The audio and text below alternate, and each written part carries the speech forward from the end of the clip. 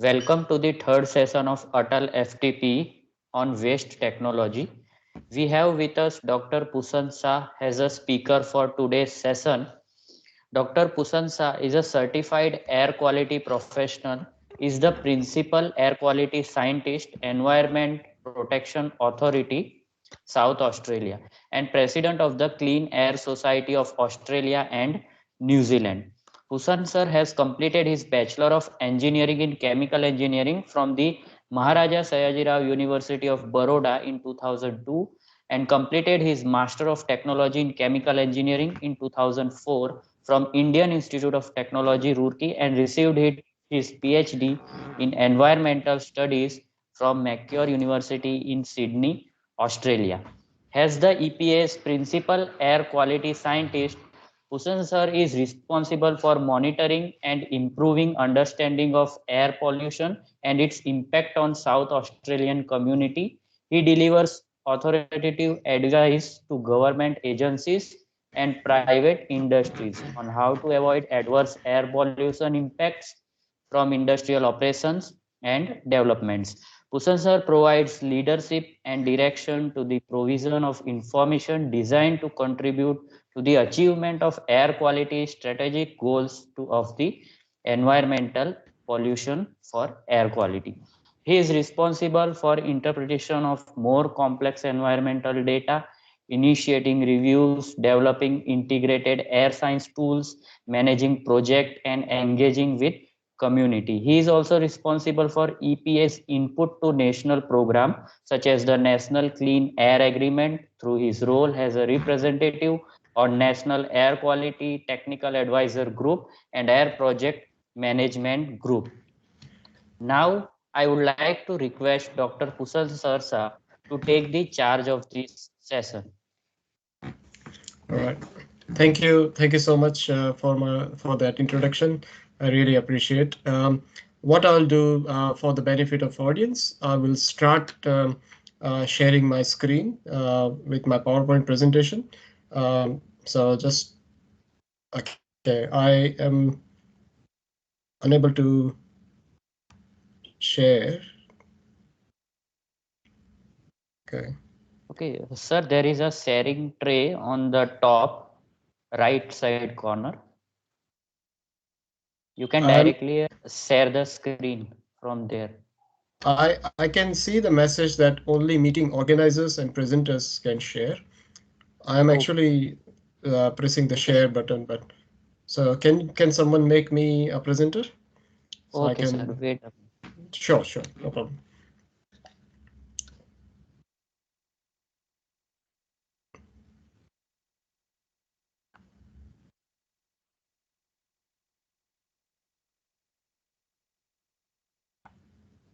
Okay, I can see that now my permissions changed. So thank you again.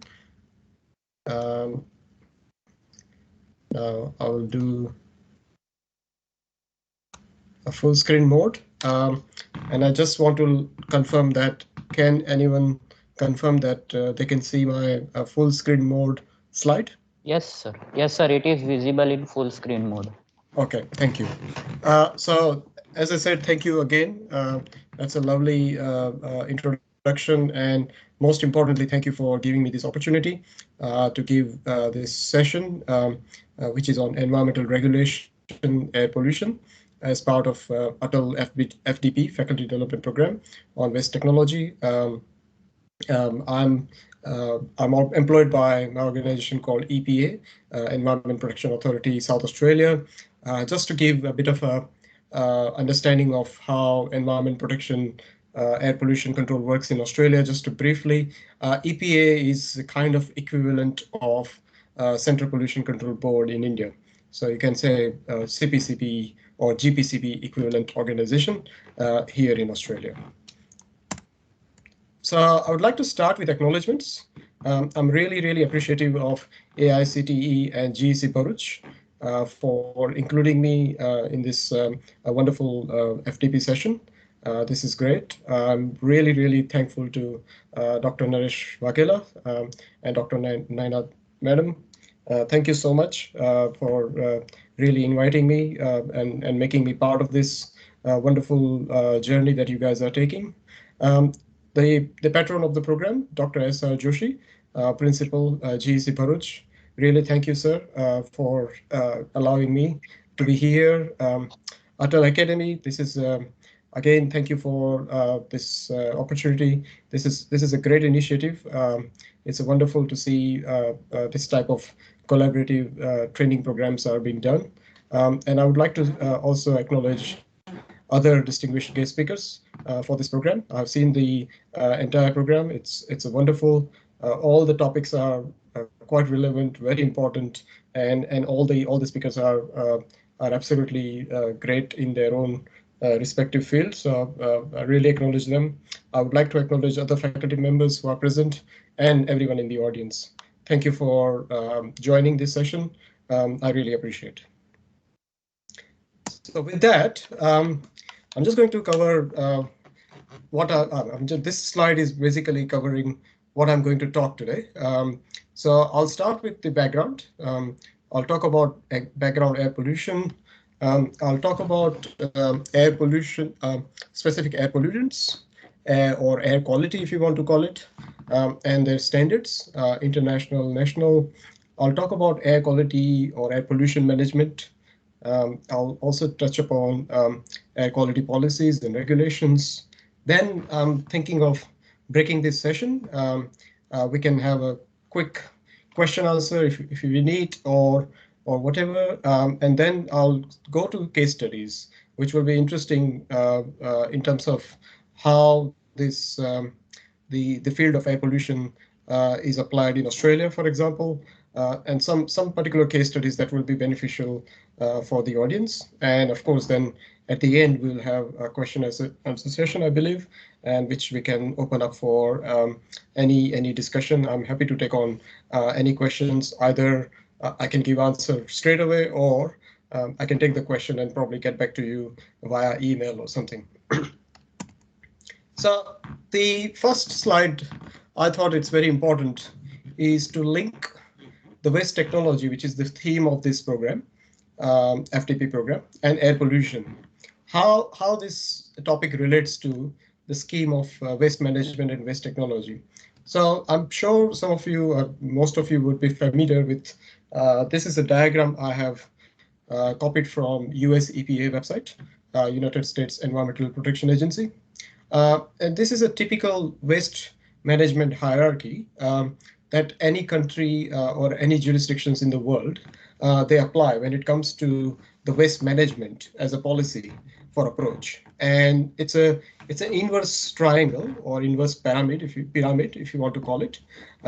It starts with the top, and then it goes a step further down.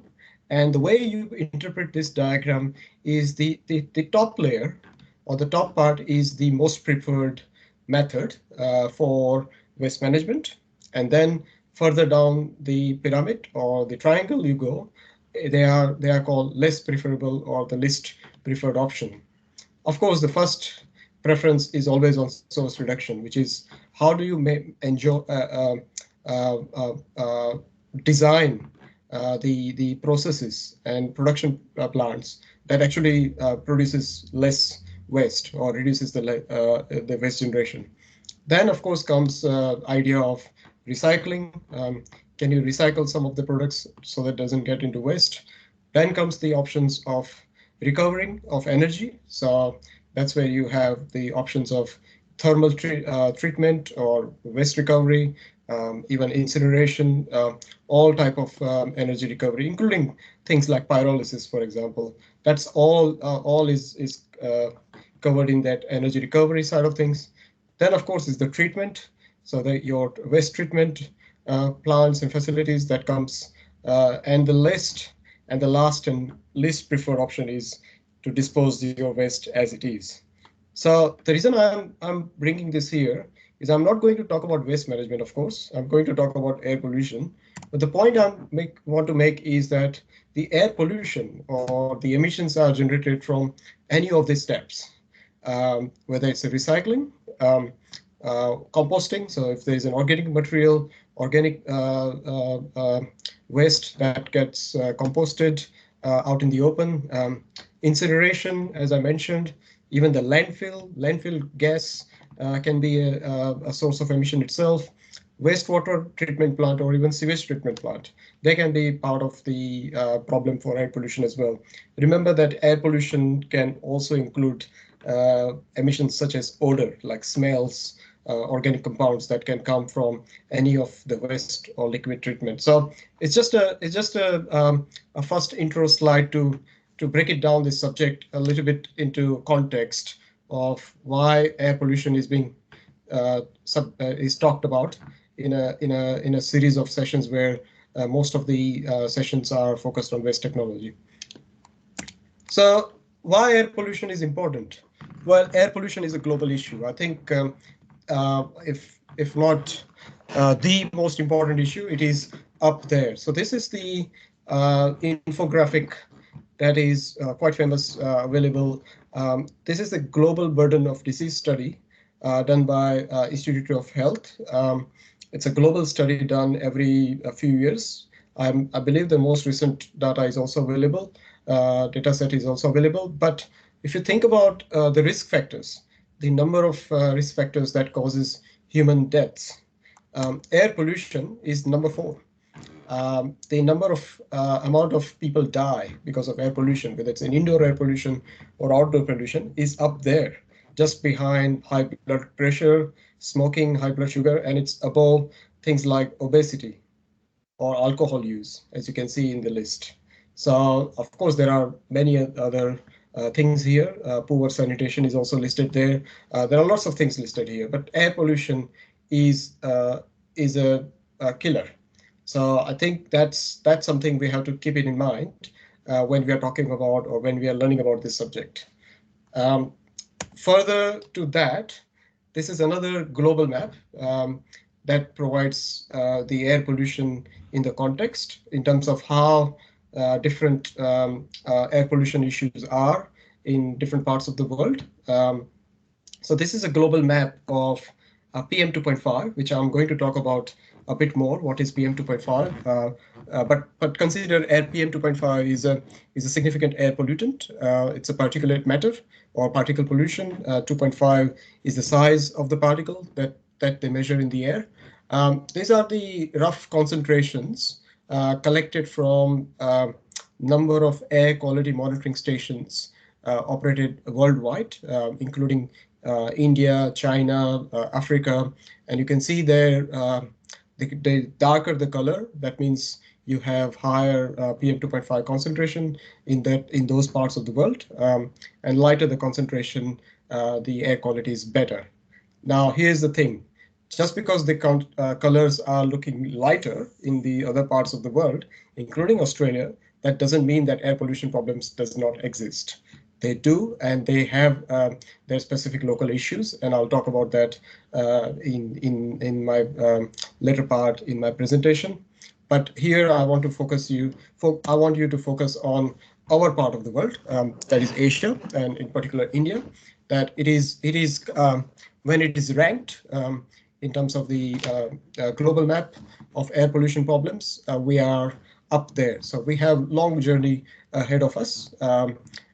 In terms of managing air pollution and reducing the impact of air pollution as well.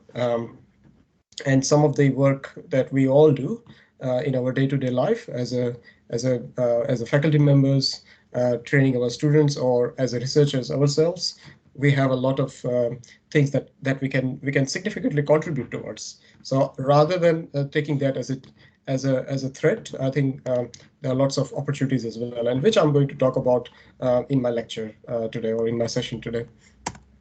So this is the same map. Now, as I was linking my first slide, this is the slide that links to number of deaths that are attributed.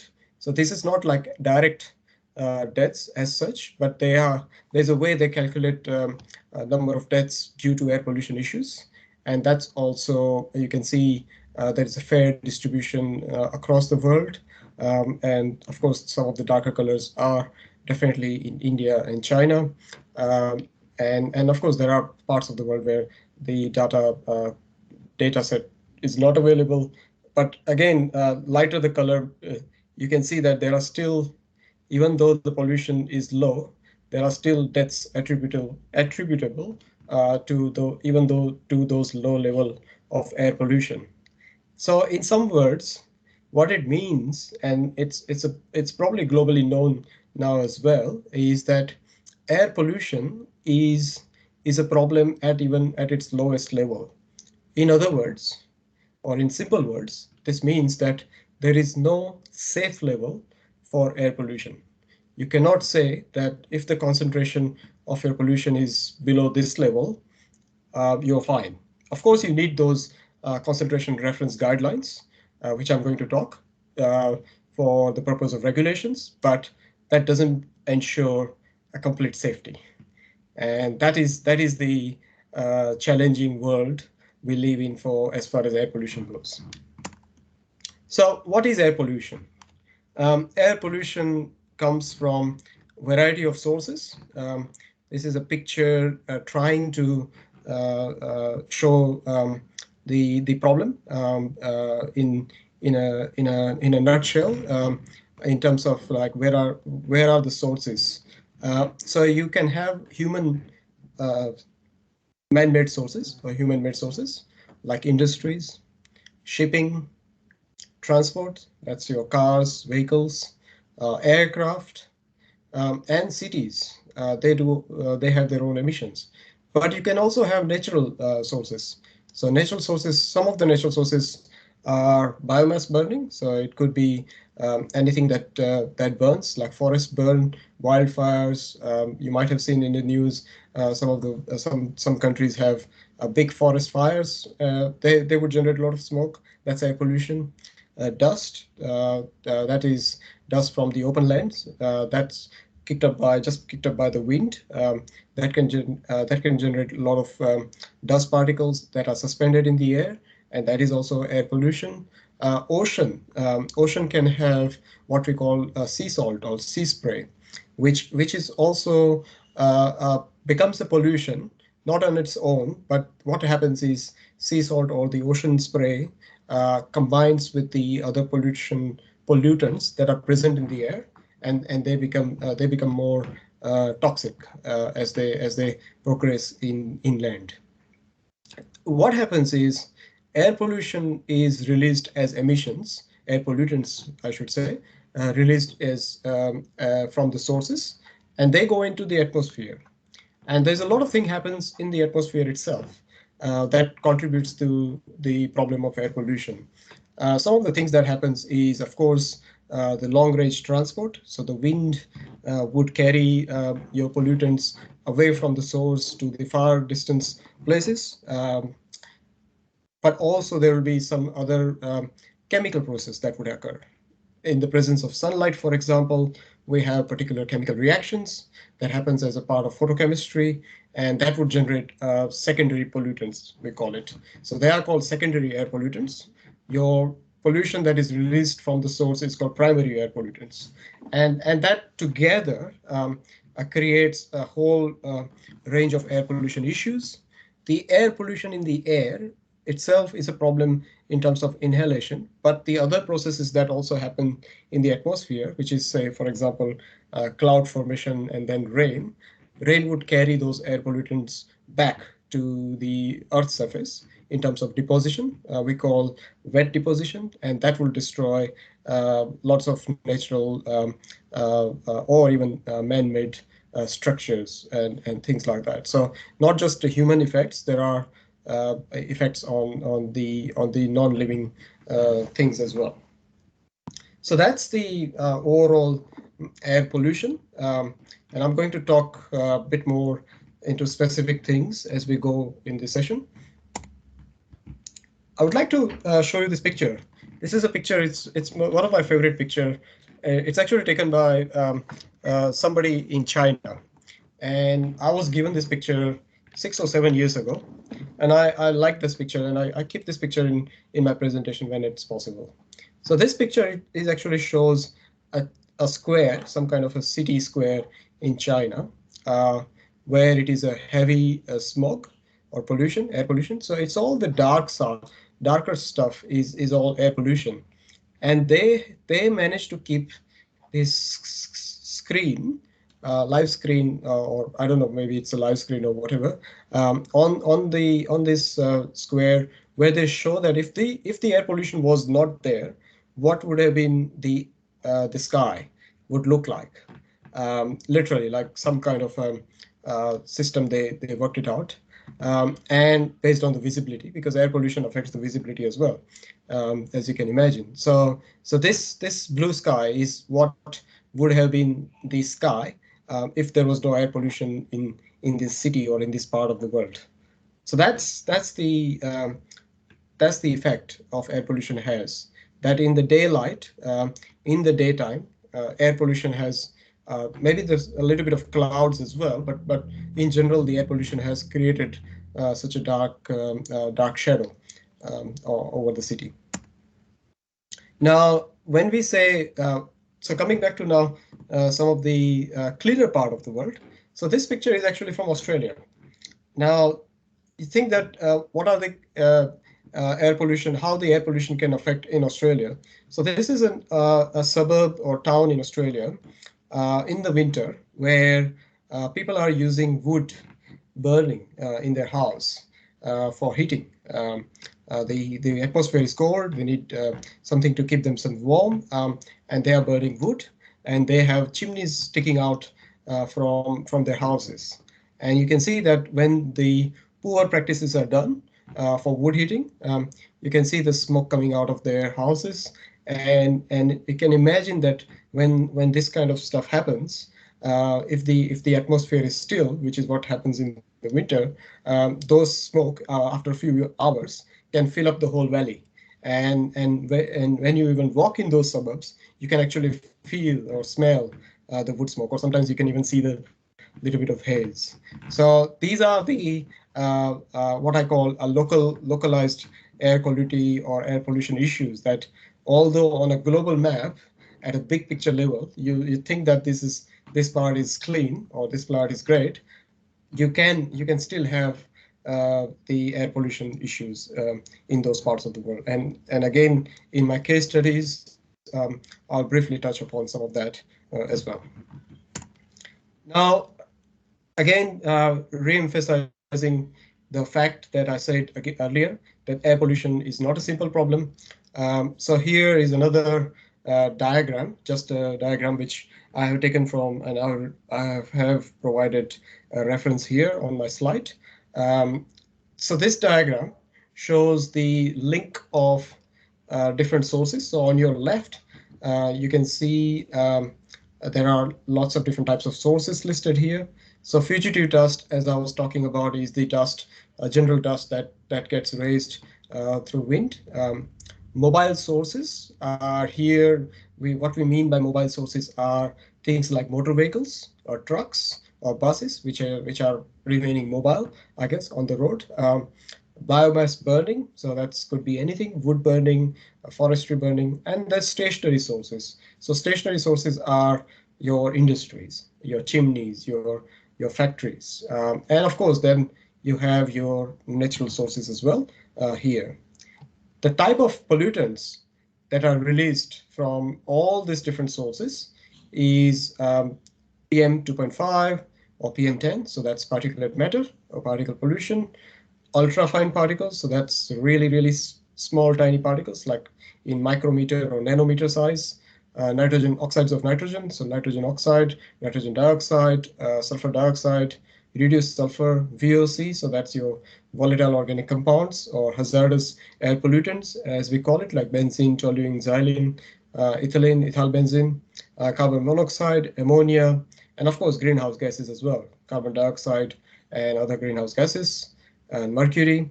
And what happens is, as I was talking, in the atmosphere, there's a process happens in atmosphere which we call a generation of secondary air pollutants. So then you have, for example, NOx and SOx gets combined and produces secondary particle formation. The VOCs, the organic compounds, and NOx in the presence of sunlight has a photochemical oxidation happening, and that produces the ground level ozone. which is actually an air pollutant. And of course, ultrafine particles are also produced. PM2.5 also gets generated through the secondary particles. And the effects of air pollution can be a variety of effects, like you can have smell, the odor, you can have a direct effect on the visibility, as you can see in lots of cities and in countries. We see that every day. We do get affected by the visibility, the health, which is of course the main primary concern. It's a huge risk factor, as we already described in the first slide.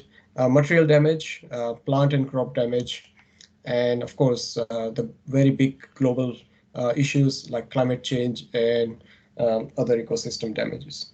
So you can see that on your left are the sources of air pollution.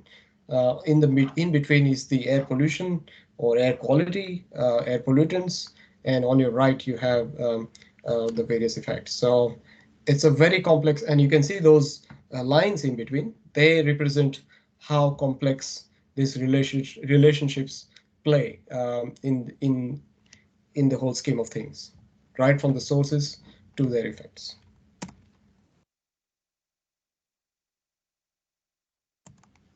So air pollutants, US EPA has developed this system where we classify, because the air pollutants are so many, we need system. Right now we are talking about regulation and standards part of the air pollution.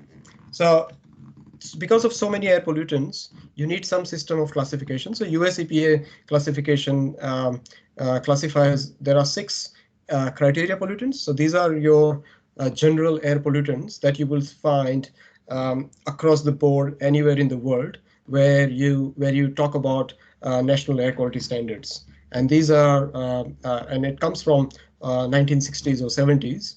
They are carbon monoxide, lead, nitrogen oxides, ground level ozone, so that's the photochemical oxidant, particle pollution, or PM as it refers. And of course, then there are different size fractions in PM, and sulfur oxide, so sulfur dioxide. But of course, there are other pollutants as well. Different countries, different parts of the world, they give different names. Some people call them as air toxics. Some people call them hazardous air pollutants, HAPs. But they are like your benzene, toluene, xylene, PAHs, and those organic compounds. And of course, then there are many other types of air pollution or air pollutants that are chemicals that could be emitted in the air, and they are generally likely to be less featured in the national air quality standards, but they are probably the chemicals that will be managed through the local regulations. So I would like to go on now PM, just to for the benefit of the audience. So basics of PM, because I think PM, understanding of PM is important for the rest of the presentation. So PM is the term used for the mixture of solid particles or liquid droplets found in the air. The size of the PM or this liquid, the mixture of liquid and solid particles is determined by there's a specific term called the aerodynamic diameter. Now, the aerodynamic diameter is defined as is this sphere or equivalent of sphere, which is a density which has a density of water, so 1 gram per cubic centimeter or 1 kilogram per cubic meter, which settles in still air at the same velocity as particle in question. So the size of the particle is not actually the physical size, but it's aerodynamic diameter, and you calculate the aerodynamic diameter, and that becomes the size when we define different PM. So PM10 or PM2.5 is defined by aerodynamic diameter. This is another diagram which is very popular. It's actually from US EPA. That shows the relative sizes of different sizes of different particles.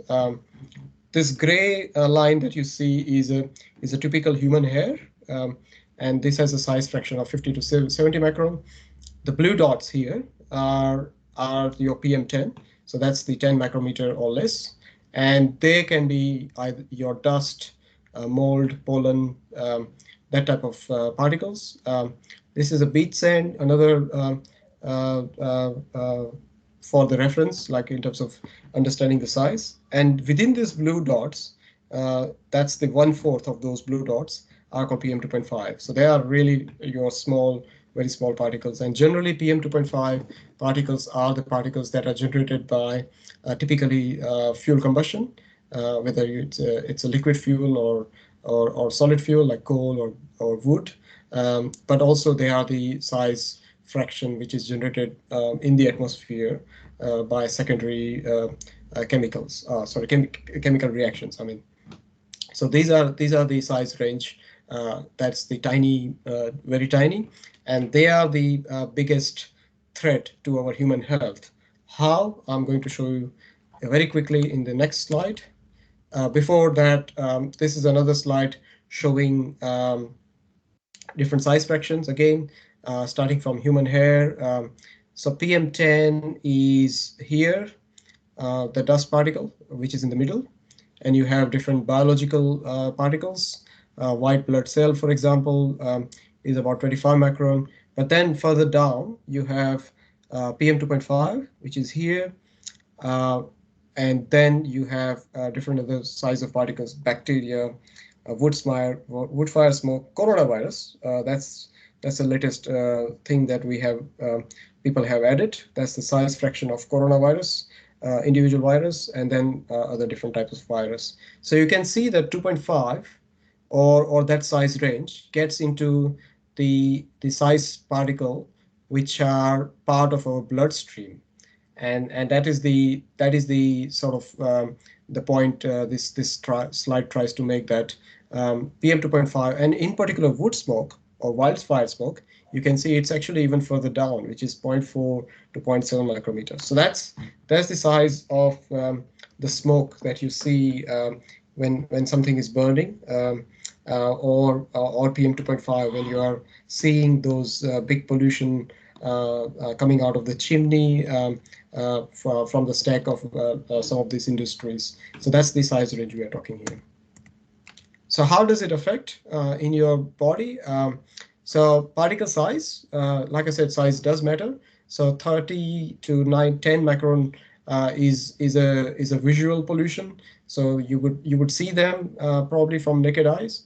The lower the size means it sort of goes in deeper parts of your inhalation tract, and to your lungs and deeper parts of lung. The lowest size of particles can actually penetrate directly through gas exchange part of your lungs, and it can directly go into your bloodstream.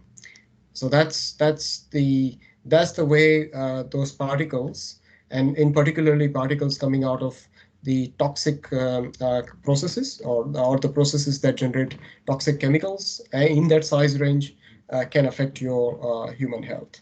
And that's why air pollution, it doesn't surprise when you see this effects of sizes, effect of how toxic those chemicals are individually, and then you can see how and why air pollution is ranked such a high in the global risk factors when it comes to the either attributable to deaths or direct responsible deaths that are responsible. All right, so moving on. Now I would like to start talking more about air quality or air pollution standards and bit of a space of regulation. So this is a US EPA table.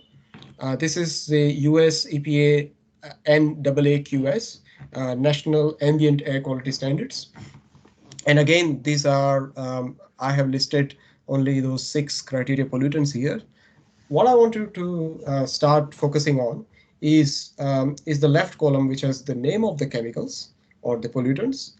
Of course, PM then gets further classified in PM10 and PM2.5. The other thing is the averaging time. And that is a very important concept when it comes to air pollution or air quality standards. That averaging time is the time, say, for example, if you have an instrument that you're measuring, And if you got measurement readings every 5 minutes, you take the reading for a whole day, for example, and that's your 24-hour, and you average those numbers, literally arithmetically average those numbers that you have measured over the period, and that's what you compare against this standard. So this is how the averaging time works in the air pollution, and different pollutants based on their health effects. They have a different averaging time. So and you can see that there's no 1 hour is probably the most common factor. I can see 8 hours are common, 24-hour are very common, but you can also see that you have some pollutants that have got 1 year of standard. So like, for example, lead is a rolling 3-month average. It used to be 1 year in US. They changed to rolling 3-month, but PM 2.5 is a 1 year standard. So which is you continuously measure for PM 2.5, average that for the whole year, and then you compare that to 12 microgram and see whether it is a 12 microgram or more, and that will say whether it's complying or not. But then the other factor is the form of standard. So this will tell you how you do those calculations. So for example, PM 2.5, it says annual mean averaged over 3 years. So you actually do last 3 years, and then you do annual mean over those 3 years. Or if it is a 98th percentile, for example, in the case of nitrogen dioxide. So air pollution is not just about putting the instrument out there and getting the number. You have to do a lot of things once you get those numbers. You download the data, for example, or download or the instruments, and you process them and do lots of sometimes complex statistics, and you find whether something is complying with that number or not. Similarly, Australia has adopted its own standard. These are national standards in Australia. NEPM in Australia stands for National Environment Protection Measure. These are pollutant, again, the same, those criteria pollutants, different averaging period, quite common. Averaging period generally remains pretty consistent across countries, because that comes very specifically from health studies of organizations like World Health Organization, WHO, would contribute into coming up with this kind of standards. And then you have maximum concentration limits. Again, different countries, different limits. These numbers would be different for different countries. Some countries will have adopted similar numbers. Some countries would have different numbers. Like I'm going to straight away go to now India. So these are air quality standards in India, for example. Some of the numbers are different from the numbers that are in US or in Australia. And of course, that is justifiable based on the local conditions. So what is the local air pollution levels? What are the local background levels? And there are lots of other factors that goes into deciding the national air quality standards.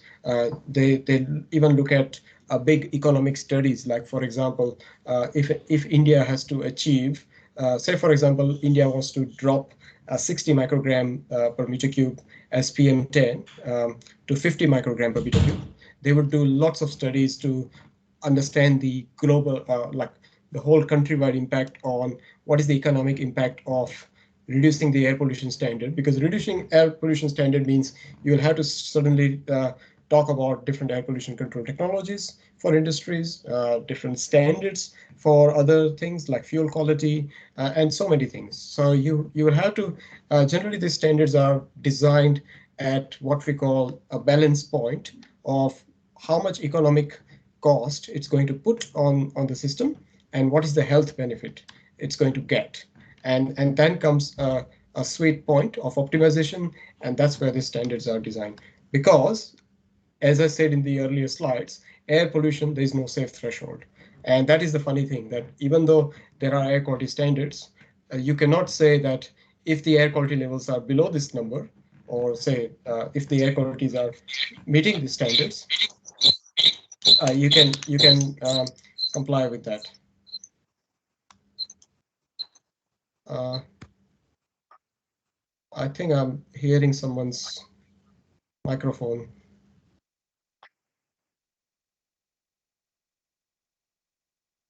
Okay, thank you.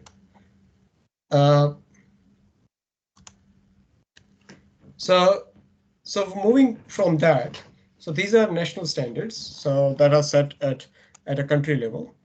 What then happens is that the national standards, which are your goals, which are health based, sort of kicks in this what I call, or what we call, this air quality management cycle, or air pollution management cycle, if you want to call it. The discipline of air pollution management is what I'm going to focus on in my next few slides. So you got standards or goals that you want to achieve. Then you need to have lots of consideration and thinking about what are the emission reductions techniques. And now I'm talking about the overall air quality management or air pollution management. So this is not like a specific industry, but think about, look at your window outside and think, look at the air and think about, okay, I can see a certain amount of air pollution in the air. And if I want to achieve certain standards, the national air quality standards that I just showed, um, how do I go about that? And so first of all, what you will probably need first is actually determining what are the current levels are. So you have to probably go out there and do some measurement to see whether air pollution is actually an issue or not with reference to that air quality standards. And if you do find that, that means then you have ability to talk about, okay, well, what are my emission reductions that I need to focus on? So measurement, it starts with the measurement. So you have to measure something. And the measurement happens both at ambient air quality level, but measurement can also happen at the source level. So if you have a factory or a company emitting something from a chimney, you need to measure something. Okay, what is coming out of that chimney? What is the stack concentration levels? Then you have to work on, if they are not acceptable level, what are the control strategies you need? Or are they just a simple fix, like end of pipe solution of putting some air pollution control equipment, like a fabric filter when it comes to dust, or ESP, electrostatic precipitator, when it comes to dust, or scrubber? What are the control technologies? But that's just for the industries. What are the control technologies for motor vehicles, for example? For motor vehicles, it could be, do we need to change the engine standards? Like, do we have to move from Euro 4 to Euro 5, or Euro 5 to Euro 6, or Bharat Stage 4 to Bharat Stage 5? What are these? Are control strategies that will have to be determined based on understanding of the current air pollution levels. Then you have to implement the programs. You have to have specific goals, some measurement done, control strategies identified, and then you have to implement the program. And then the most important part of the management cycle, in any management cycle, as you understand, is this continuous improvement, as we call it, which is undertake an ongoing evaluation. Keep doing the monitoring, keep understanding the air pollution of your local area, local district, or local city, and keep working on this entire cycle in a continuous iterative loop. That's what air quality management or air pollution management, the regulatory side of things, looks like. That's what agencies like environmental protection agencies, pollution control boards, they focus on. And they basically advise. They advise industries in terms of their regulations. They advise governments in terms of other ministries which are responsible for implementing different engine standards, or different fuel quality standards, and that is a continuous loop. And of course, the other thing is the health effects of air pollution. More and more, and I see this every day, that more and more research is done on understanding the air pollution and health effects. So there are lots of research paper comes almost every month. There are new evidences coming that air pollution is affecting this way, or air pollution affecting now this part of the body, or this part of the lung, or this part of the organ, other organs, and all that. And that also changes the goals, which is the new standards. So it's not like the standards which are now fixed now are the standard going to be after 50 years. Over this number of years, the research keeps happening, the standards and goals keep revising, and this feedback loop, or this air management cycle, always goes on and on. So that's the my next section of my this session I'm going to focus on, that what are this component of this air quality management cycle. This is another diagram, same diagram, but a little bit more putting into the context of what we are talking. So what you do is this is what air quality management looks like in reality. It's a continuous cycle of starts with monitoring. Let's say if you start with monitoring, you are monitoring different pollutants in the air. You are trying to understand the ambient air pollution. You are evaluating what the impacts are of that based on the understanding of the different standards. Then you have a lot of work to do on in terms of understanding cost and benefit. If you have to change this impact or reduce the impact, what they are. Then comes your economic and technical policies in between, which decides what pollution control technology you want to apply for what type of industries or what type of source. You try to apply that. When you apply some new technology, your monitoring is not going to pick up straight away. So you need something in between where you have to do some mathematical modeling. And that's where dispersion modeling comes in. And that informs, again, that cycle, the feedback loop of, okay, well, if you apply certain pollution control technology, what's going to be the likely concentrations in the air? And can you confirm that by doing air quality monitoring after applying that control technology? Again, it's a part of this continuous loop of air pollution management.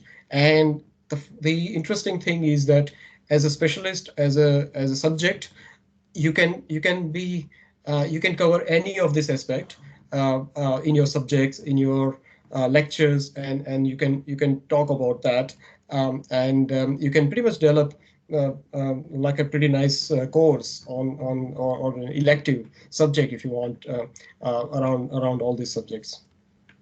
So I'm going to talk now all of these different topics that I'm talking about in this diagram or in the previous diagram in slightly more detail. So again, air pollution as a discipline, what does it comprises of? You have to have a good understanding of ambient air quality monitoring. So these are your large instruments to small sensors. They are a big monitoring station, one that is in my background where I'm sitting. Emission source testing, so that is your stack testing. You have different methods of doing stack testing. You have dispersion modeling, so that is understanding how to do mathematical modeling of dispersion once it is out from the stack or from the exhaust pipes. Of course, you have to have a good understanding of meteorology, which is your weather patterns, your atmospheric physics or chemistry. How does, once the air pollution is released, how the wind speed, wind direction, temperature, inversions, how those things are going to play in determining the air pollution level in the local area. That is very important aspect as well. Emissions inventory. So these are nothing but your database of emissions, different sources, quantifying how much every source is emitting in the air, deciding what is the release rate, how it is released, whether is it releasing from a ground level source, which is like a fugitive source, or is it being released from a large chimney with a lot of thrust or a lot of exit velocity that is actually doing a good dispersion in the air, which means that you are sort of kind of diluting the pollution load on a large area, like in a few kilometers sometimes, if it is a big enough stack. Then you have your local air quality policies or air quality management plans. So these are your goals, standards that are set by your local regulators, whether it's a CPCB, which is Central Pollution Control Board, or GPCB, or any of the state pollution control board or pollution control committees. Then, of course, the other part of air pollution, very important, is the economics. Just like in chemical engineering, we have plant economics. You need to have a good understanding of economics of air pollution standard setting, but also understanding of air pollution control technologies, that how much is enough in terms of the cost to get the enough benefit out. You don't want to break the industry to the point where they are no longer profitable just to meet the certain air pollution standards that you have does not even have considered all the economic analysis around it. And of course, then there's always a local regulation. You would have a license For example, here in Australia, we have a system where every industry gets a license to operate, and that license has a license conditions, which sets the rules, which I'm going to talk about in one of my case study. And you have other design standards, fuel quality standards, motor vehicle engine standards, like I said, Euro 3, Euro 5, Bharat stage 1, 2, 3, 4, 5, all of that sort of everything contributes in the air pollution management, and therefore they are part of air pollution as a subject, and they should be part of the subject discipline. So that's the air pollution. Like I said, air pollution is not simple. These are the different subjects that you can break it down, air pollution to, and focus on every single of that, every single one of them. For example, ambient air quality monitoring. In India, it's called National Air Quality Monitoring Program, NAQMP. Because measurement is important, you manage what you measure. Air quality monitoring stations, they are everywhere in the country. They are large, big monitoring stations. They continuously monitor air.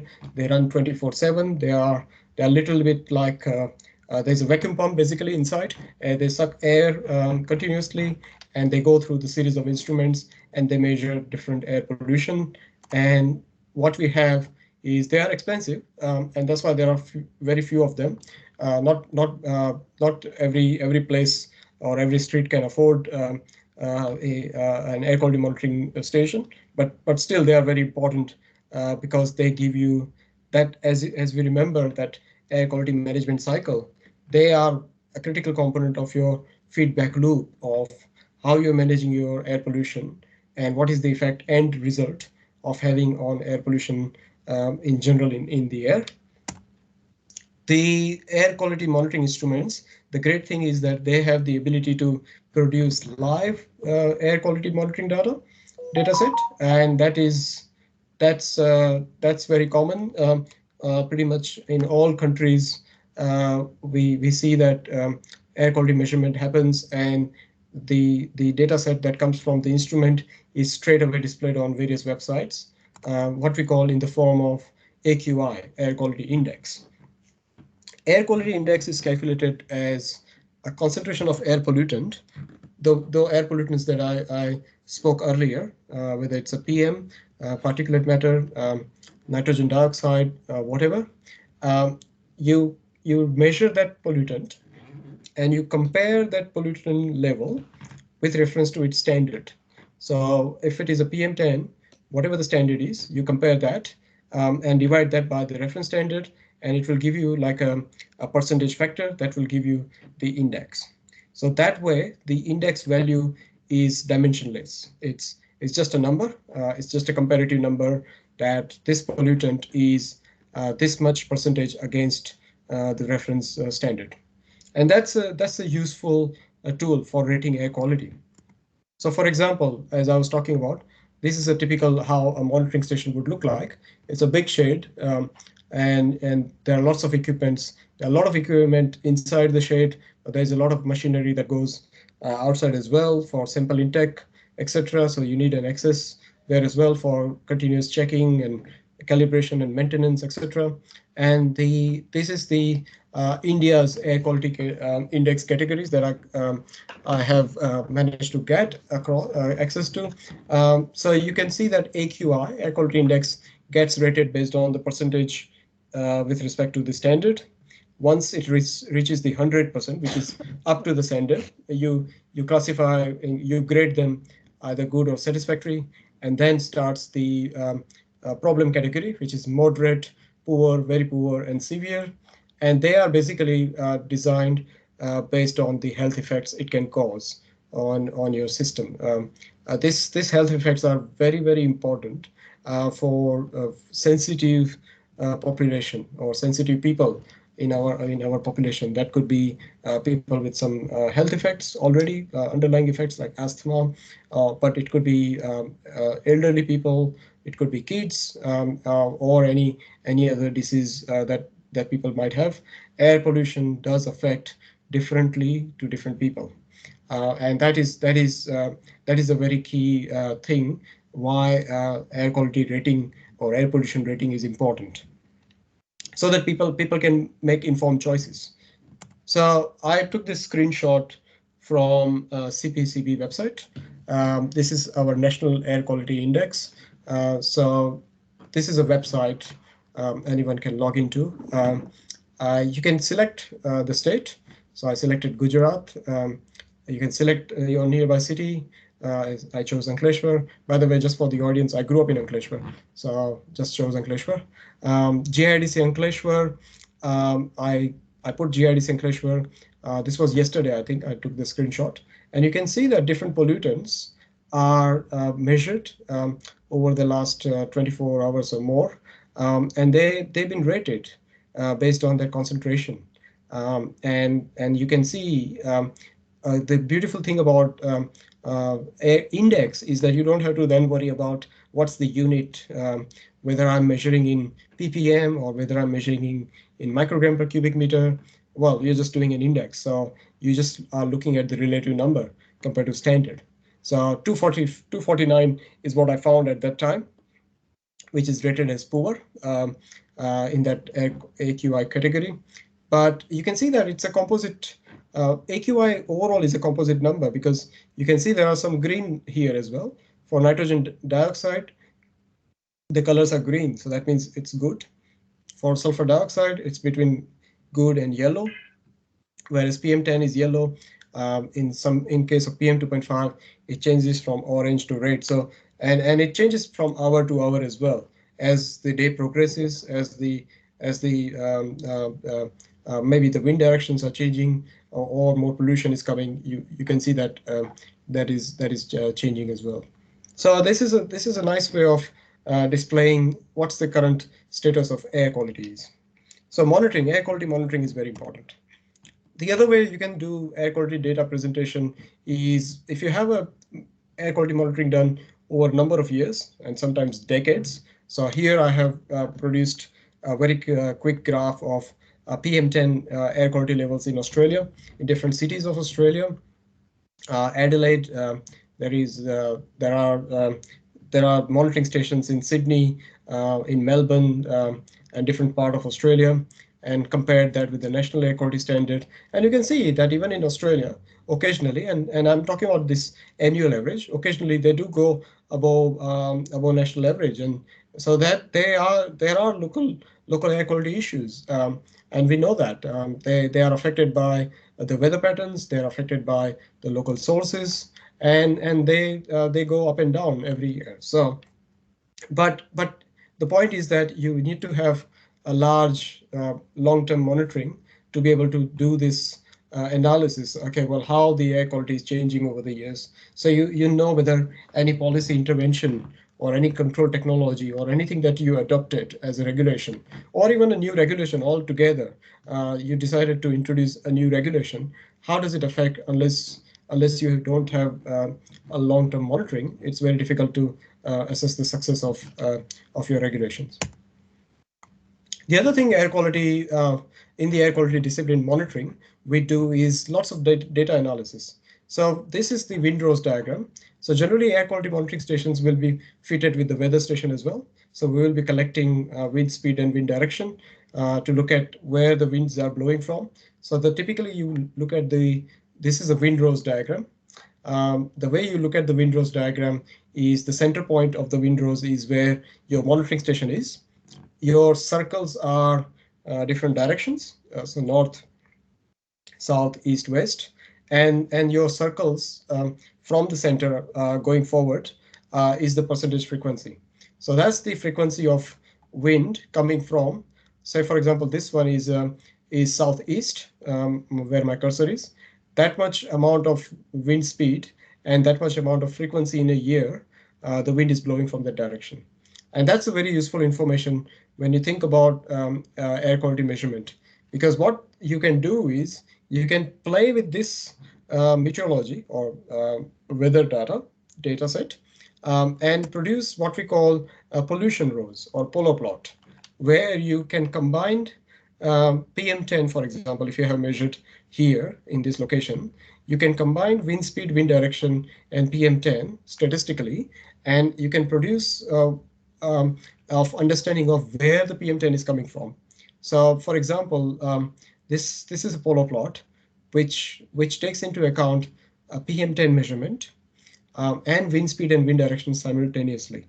So in your Excel spreadsheet, for example, typically you will have one column wind speed, or one column wind direction, and one column PM10 measurement simultaneously done when you are downloading that data set, and then you produce this pollution rows. And when you put together from wind speed and wind direction point of view, you can really pinpoint, there is a big emission source, and emission source, basically what I'm trying to say is that it's a heat map. So blue color is representing low pollution, the red or orange is representing high pollution. So you can quickly look at this map and quickly scan, and you can say, okay, well, there is something coming from northwest. So that gives you an ability to go back to that location and see where that source is. If there's a large industry here, and if it is emitting stuff, if it is producing pollution, you can pinpoint, okay, well, that is the problem. So ambient air quality or air quality monitoring that is out there in the field, that large monitoring station that you saw a few slides back, is useful. It can provide lots of insight into the local air pollution issues, not just from a short-term point of view, but over a long term as well. Other thing that air pollution monitoring can do is another slide that I managed to find from a document from CPCB is you can do source apportionment studies. So for example, when you have the measurement done, you can, and if you have applied good knowledge of chemical mass balance model, meteorology, polar plot, all together, you can understand what are the sources for that local air quality, either in winter or summer in different seasons, are contributing. So for example, this is from a particular study in Delhi, and that's telling us, for example, how much industry is contributing, or construction dust is contributing. If it is an industry contributing, you know which type of industries they are, and you can look at them and audit them or survey them in terms of their pollution control technologies. Are they complying with their local regulations? The thing that I wanted to cover in monitoring is that there's a lot of shift happening from those big monitoring stations that I just saw, or we saw in this diagram, to now a small sensors. There are lots of small sensors or small equipments are coming in the market, which is giving you a very powerful way of doing the same thing, measurement of air quality, but at a very, very cost-effective way.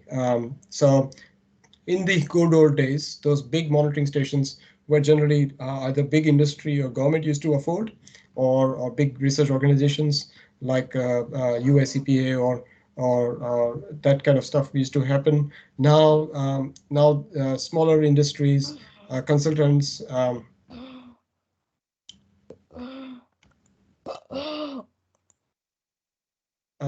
I'm hearing some mic.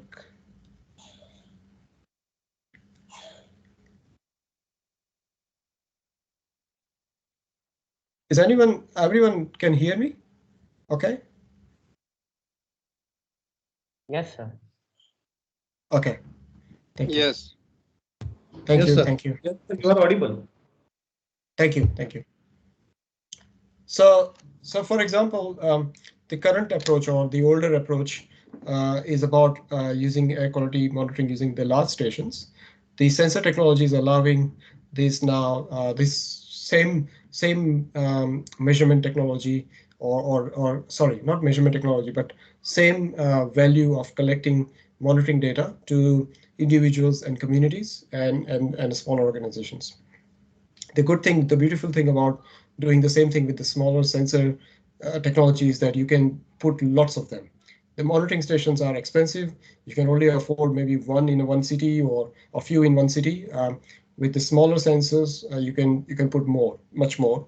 You can have lots of them around an industrial area, for example, to understand how the industries are tracking in terms of their performance.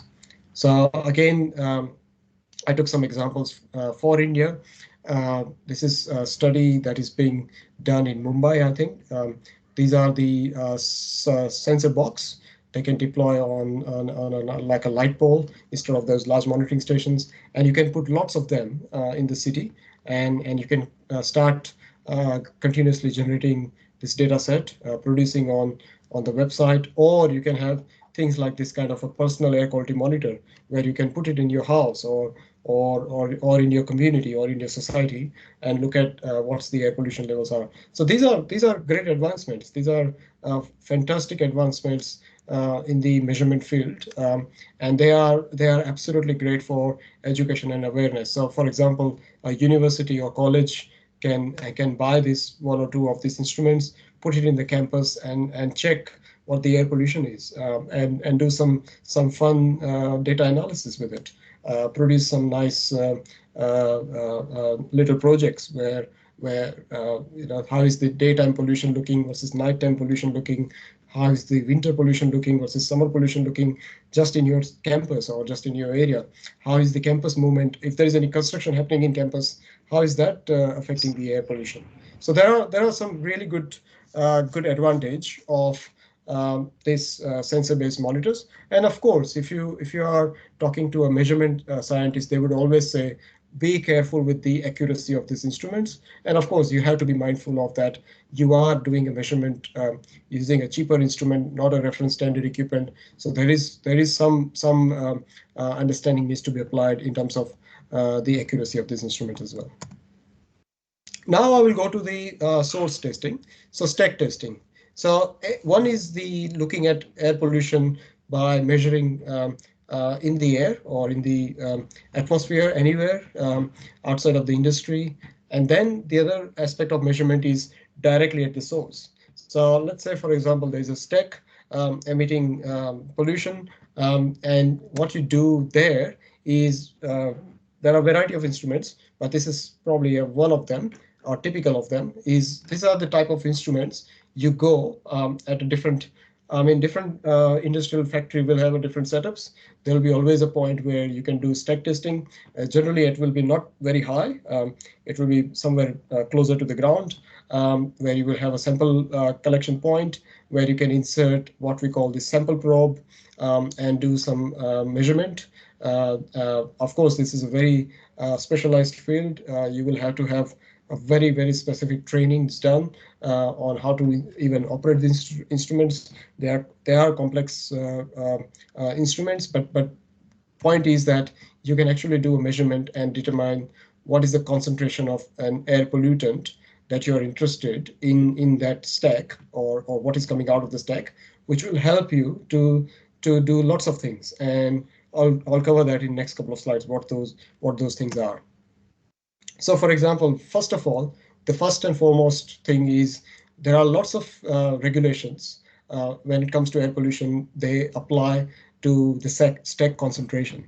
So a typical factory, how much it is allowed to emit is determined by what we call these general standards for discharges of environmental pollutants. For example, for particulate matter, I just picked up this from CPCB website, it's 150 milligram per cubic meter.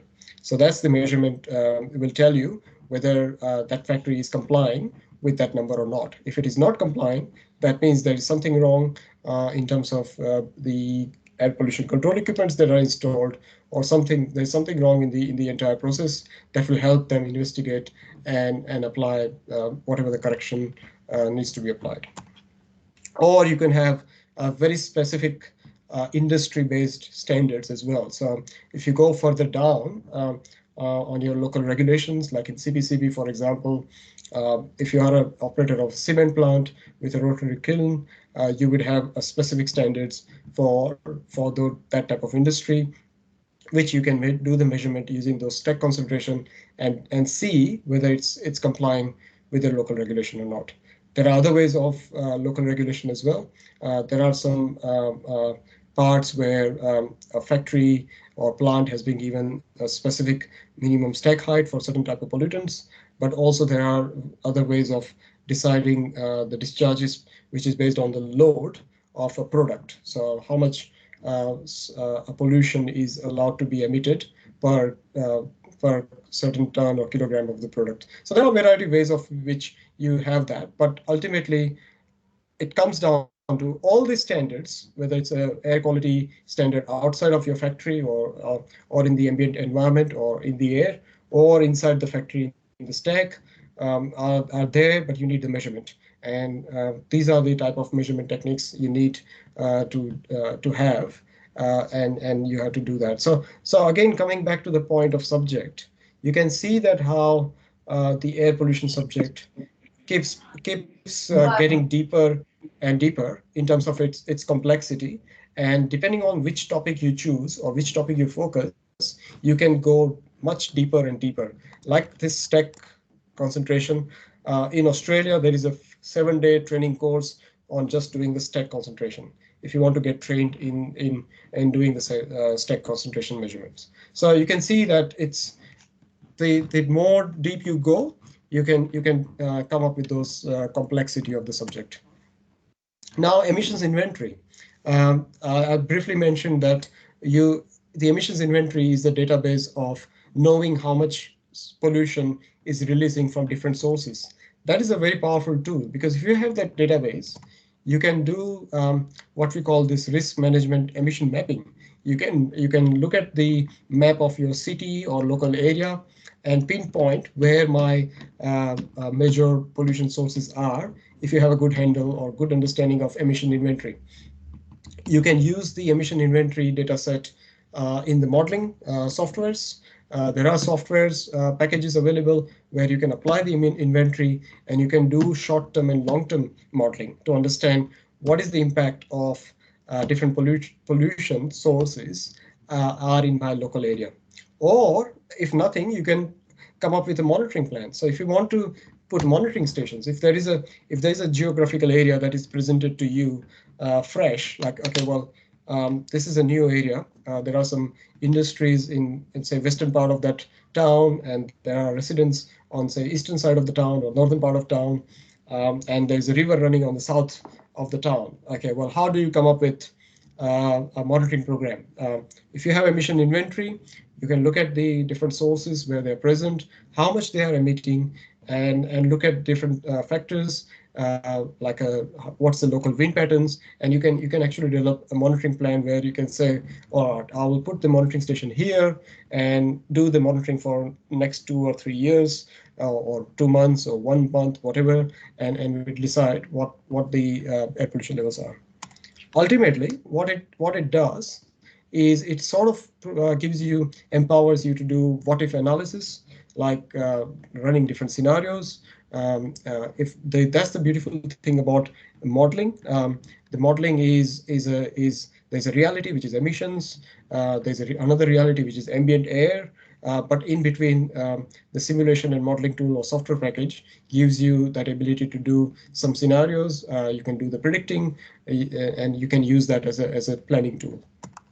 And ultimately, overall, you can then generate the advice or a local policy if you are being given that task. So emissions inventory are very important. I have some case study that I'll talk in detail about how emission inventory is used in Australia as a powerful tool for air quality management or air pollution management. So air quality modeling. This is so we covered air quality monitoring, we covered emissions inventory, and now air quality modeling. Air quality modeling itself is an interesting subject, and it starts with a simple thing like stack dispersion. So this is a stack, for example, on a ground with a source height of HS, and there's a plume releasing from the stack.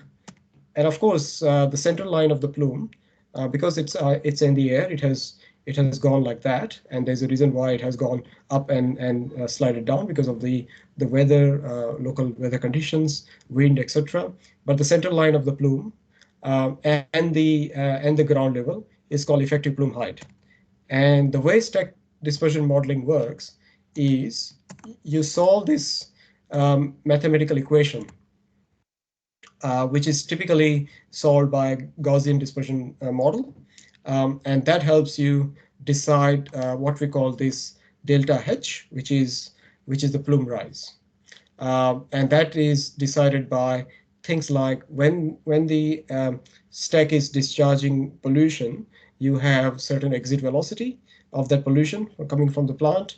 You have temperature, so there's a little bit of buoyancy of that plume, and then it gets affected by out in the atmosphere, your local wind conditions, your local ambient temperature, and that's how this plume bends. And you can see that that decides the extent of the dispersion, and that decides how much dilution will be achieved for whatever the stack concentration that you had.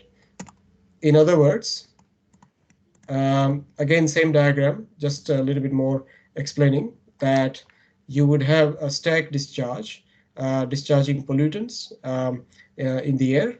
The eddy currents around that hot versus cold air in the air will do the mixing, atmospheric mixing, and depending on the atmospheric condition, temperature, wind speed, it will decide which way the plume will go and how much dilution will occur. As a rule of thumb, just a simple one, as the temperature difference between the ambient temperature and the stack temperature increases, this delta H, the plume rise, will increase. So it will have a more higher capacity to go high.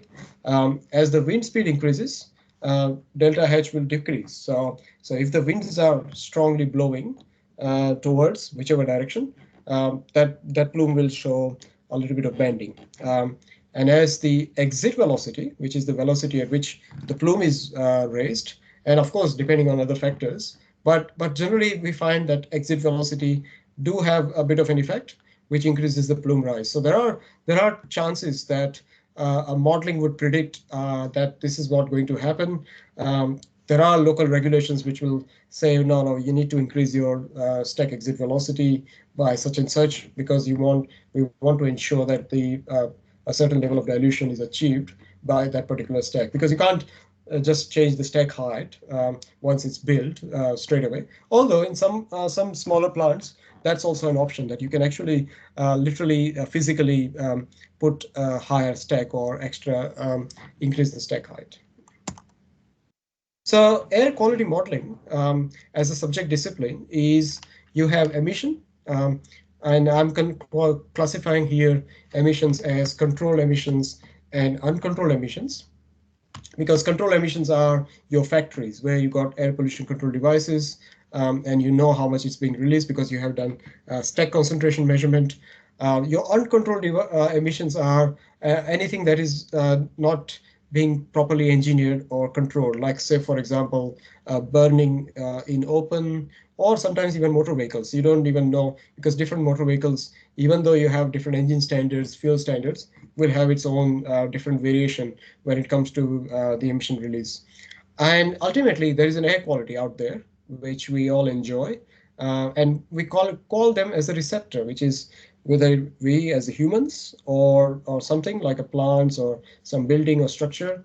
And in between, the mathematics of that, of how much it is released in from these different sources, and what's being experienced or measured at the local level or ground level, is what happens is what happens in those software packages or in the air quality modeling, which is basically driven by mainly driven by atmospheric conditions, wind speed, direction, temperature, humidity. So a lot of these software packages for air quality modeling, for example, will ask you to supply this data set of emissions, will ask you to classify where is the local air quality receptors are in terms of geographic location, and will ask you for local what we call weather data or meteorology data, which is supplying the wind speed, wind direction, temperature, and will come up with the simulation of what's the predicted level at the ground is.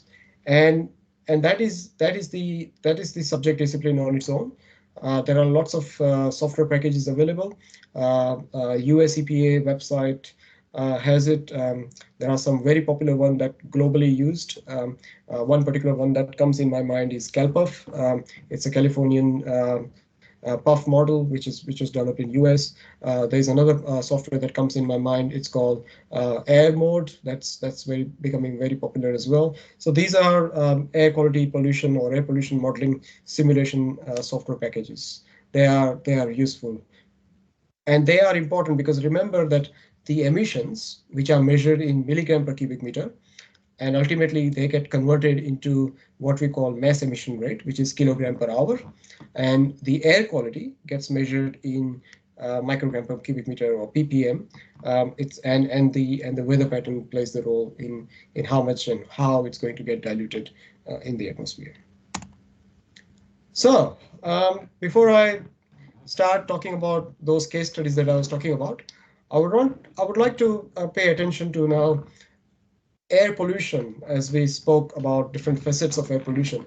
What are the professional skills that in all of these subjects we talk about? And I'm not saying that we have to master everything, but you can see that how air pollution is a multidisciplinary subject and approach. So you have to have good understanding of industrial processes and combustion processes if you want to understand the industrial air pollution. You have to have a good understanding of air pollution control technologies, because if you are talking to a plant operator about if certain pollutant is not being discharged at certain capacity, what type of control technologies they can apply, or whatever. So you need to have a good theoretical and practical understanding of the control technologies. Of course, atmospheric chemistry and physics, because if you are doing modeling work, like I was saying in the software package, you have to have a good understanding of how the meteorology, the weather patterns, plays the role in the local area. You need to have a good understanding of measurements. So if you are doing air quality measurement using large monitoring stations or small sensors or stack testing, you need to have a good understanding of that. You also need to have a good understanding of analytical chemistry, because a lot of this we are talking is a chemistry in the end. Even the instruments that are there out in the market for different measurements, they basically work on analytical chemistry principles. So there's a lot of fundamental principles of analytical chemistry. Those who have that understanding, they really benefit if they are doing air quality measurement. That's my own personal experience. The data science, that's an absolute a revolution, if you want to call it, in the air pollution field, because more the sensors, more the instruments, more the testing is done, you are generating lots and lots of data. In fact, big data, cloud, that sort of stuff. So data science, data analysis, mastering statistics using your softwares like Excel. R is another statistical language. I don't know how many in the audience are familiar with, but R is becoming very popular when it comes to data analysis. That polo plot or the windrows that I showed a few slides back was generated in the package R. MATLAB, and of course there are many other software packages as well to do statistics. Big data, cloud and data management. So that's altogether another discipline, having an instrument out in the field and making sure that live air quality measurements are coming out of the instrument and it's getting displayed on your website. That's a lot of data management and cloud and stuff happens behind the scene. That CPCB website that I showed you, which was I could, at a click of button, I could go Gujarat, Lanjewar, and that particular monitoring station, and what that monitoring station is currently displaying. There's a lot of data flow happens in that website behind the scene for that live feed, and that's itself is a very important professional skill and discipline itself. Of course, software packages for modeling. CalPerf, AirMod, and many other softwares are important to do the dispersion modeling work. So these are the professional skills, and there are associated skills, not necessarily for air pollution, but GIS mapping, like having a good GIS maps of your local area, where the local industries are, where the local monitoring stations are, where the populations are, where do people live with reference to the group of industries, how far they are, whether that air pollution from that industry has potential to affect the local population. That can be done on GIS mapping. I mean, the best software, open software we use is Google Maps, for example. But if you really want to apply that in a more technical fashion, you can rely on things like ArcGIS, for example, and environmental economics. As I was talking briefly, that economics, just like in chemical engineering, plant economics plays important role. Very similarly, environmental economics important subject, because everything affects the business model if you're not considering the economic factors in the play when you are talking about air pollution, regulation, what control technologies, etc. So air, overall environmental regulation, as we went through this air quality management cycle and different subject disciplines, overall environmental regulation, and this is now, if you want to call it, it's a summary slide of my experience of looking at different environmental regulations, whether it's CPCB in India, EPA in Australia or in South Australia, or US EPA, or some European regulations. You have things like air quality standards, so that we talked about in the beginning. You have, for industries, you have particular stack emission limits, and that could be in terms of the concentration of pollutants. It could be in terms of height, or any industry specific limits, like I was talking about the cement plant. Then you can have other air quality standards for more hazardous air pollutants. So these are your organic or aromatic cyclic compounds, etc. Any dangerous chemicals. You can have specific standards which are not covered in national air quality standards. You can have design ground level concentrations. So these are your design ground level concentrations for designing the plant.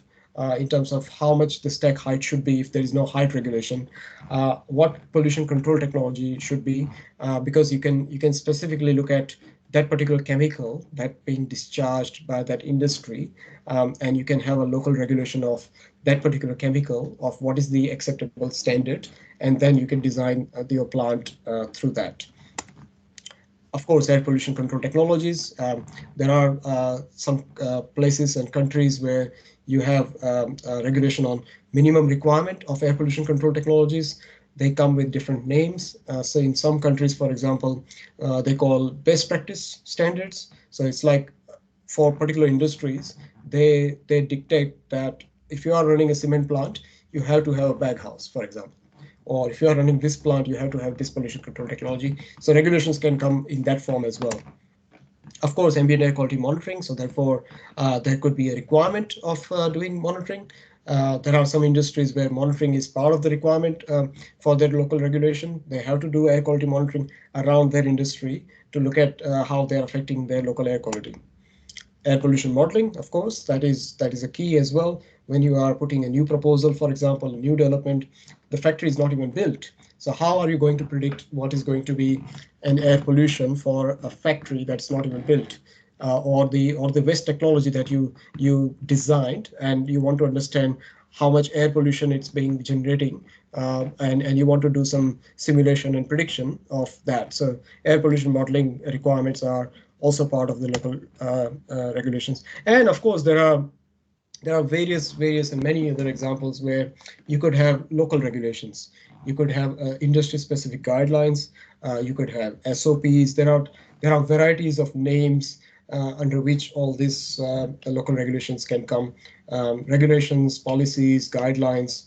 Yeah, there are a number of names you will find, but they are essentially you can classify under this top heading, which is environmental regulation for air pollution. All right, so with that, and I'm mindful of the time as well. I know I have some more time. I want to take a couple of minutes break, and then I would quickly go through some case studies. And I think I see hand raised in the audience.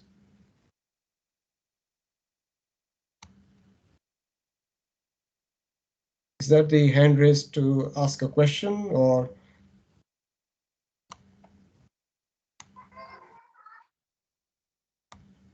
Participants, if you have any questions, you can directly interact with sir.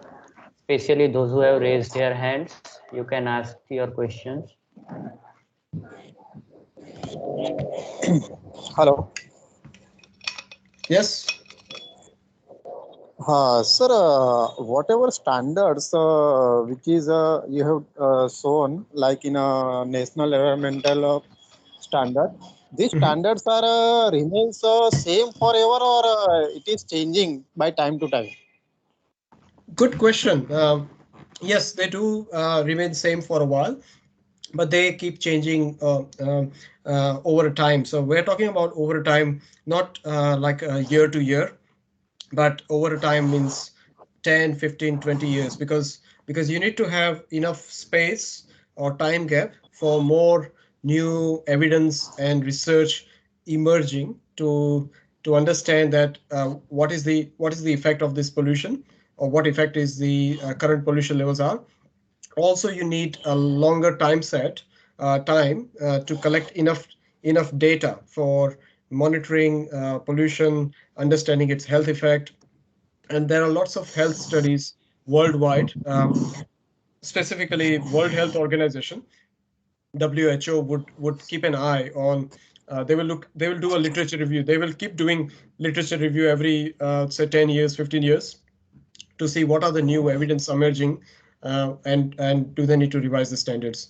And of course, the other thing that happens is, as we progress in our industrialization, more as the as the years pass, we adopt more and more better technologies, and that means that the level of control that we can apply can become cheaper. So that means that we can now afford more tighter environmental standards. So yes, they do change, but there's always a bit of a time gap, like at least uh, in my experience, 10 to 15 years. Okay, thank you, sir. No problem.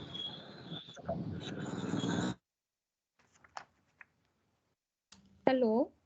Yes. Hello. Am I audible? Yes, you are audible. Thank you. Sir, I am Dr. Shweta Kusist from AICTE University, Rajasthan, Jaipur.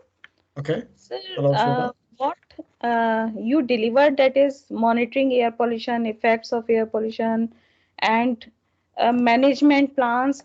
That is very good and really enhancing our knowledge. Mm-hmm. But my question is, everything is okay that we know about the effect of air pollution, we know about the air pollution management plan, government strategy that they are implementing the plans. Mm-hmm. But I think we are not strictly implementing those because we are not getting the cooperation of the pupil, Mm-hmm. because suppose that is an instant, you can say on Diwali we used to crack the crackers, but Mm-hmm. I'm not saying any words to a festival, but my Mm-hmm. view is that okay, for a festival it's okay, but on every occasion, whether it is a match or between India and Pakistan or any other match, Mm-hmm. uh, people used to crack the crackers, and that creates too much pollution. On birthday parties, on any small occasion, on marriage party, we are Mm-hmm. using cracking the crackers. So I think pupil contribution is important to um, strictly implement the management plans, air pollution control Mm-hmm. management plan. So what is your view? How can we convince the pupil to become the part of air pollution management plans? Now, this is a very good question, and irrespective of country, whether it's India or Australia, and I think that's why I shared one slide where I was showing the houses in Australia with the wood heaters and emitting smoke. So I mean, of course, the scale is different. We are talking about different scale, but ultimately, it is about awareness and community education. So apart from regulation, there's always one step that is always required, and that's why monitoring is very important. And it is very fortunate that now this advancement of new technologies are coming, where you can afford, you can see the monitoring station in the background where I am. It's a large monitoring station. It will cost you crores of rupees sometimes. But instead of that, you have this smaller air quality equipments now that you can put in the field and generate the data set that produces the information about air quality, and how much amount of what is the amount of air pollution is coming. And what I like is, even though I'm living in Australia and I follow news in India and all that, I really like these days how much air pollution comes in the news headlines. People cover what is the air quality levels are in Delhi or different parts of India, and how much that is contributing to pollution. So that is a good starting point, because more and more people become aware. The local ultimately people, some people who are active community members, they will push that cycle, that air quality management cycle, the wheel. They will push the one part of the wheel. They will say, well, what are we doing as a government to protect our citizens and all that, and that awareness takes a time. And like I said, the scales are different, but you do have those type of local uh, problems that what we call, they are not the simple problems that can easily fixed by, okay, I'll put the new rule or new law and it will get fixed. Even in Australia, in countries like US, you have those issues, and that's where I think community awareness, education is really good and important. Yeah, thank you, sir. Thank you very much.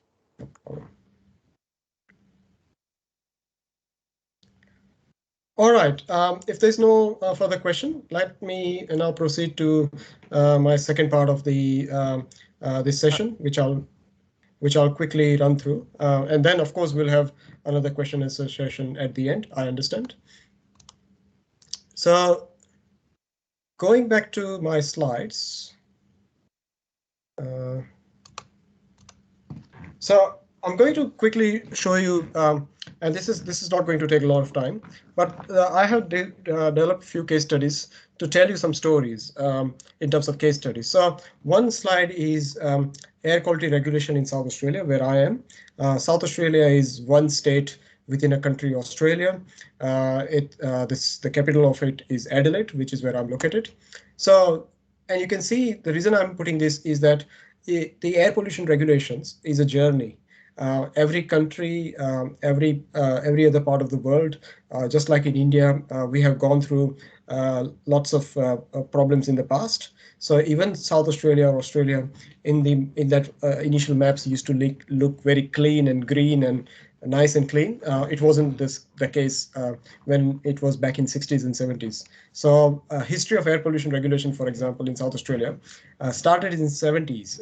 There was a dark smoke regulations. So people used to burn things in the houses, in the factories, and there used to be dark smoke coming out of it.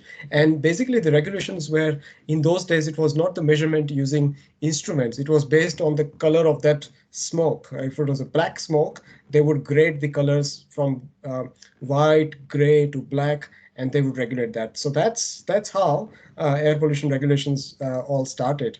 Then, for example, in 80s, Clean Air Act came, which is very similar to Clean Air Pollution Control Act in India, which introduced industrial emission regulations.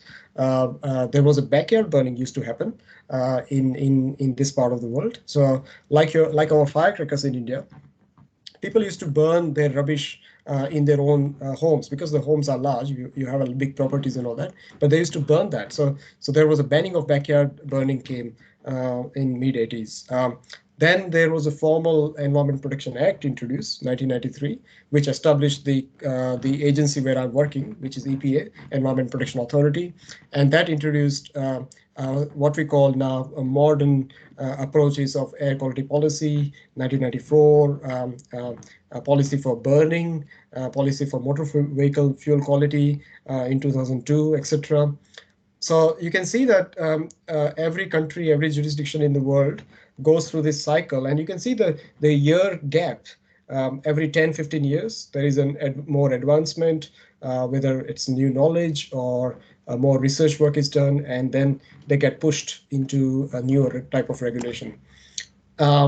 In terms of the most recent regulation, in 2016, which I was also involved on, we introduced another. So this was 1994, and we updated that into a 2016 air quality policy to manage solid fuel heaters. So that is your wood burning that I showed you in that picture. So now we have specific rules about what type of wood heaters you can install in your house, what type of fuel, that is wood, you can burn inside those wood heaters. We have other regulations. We have introduced something called risk-based regulations of industrial resources. So that is, if the industries are located in a high-risk areas, which I have one case study after this, I'll show you. How do you regulate them? We even the national air quality standards in Australia were introduced back in 1998. Not so it's still quite recent when you think of it in terms of the timeline. They got updated in, of course, 2003, 2015, and in 2021. So they keep updated every few years or so as the new knowledge and research emerges.